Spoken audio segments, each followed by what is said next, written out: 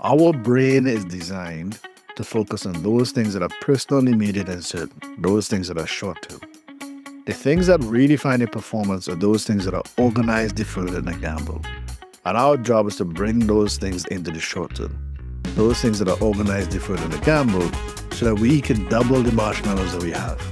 Because all of us have a version of, if we wait 10 minutes, we receive twice the reward than if we ate it in the prep.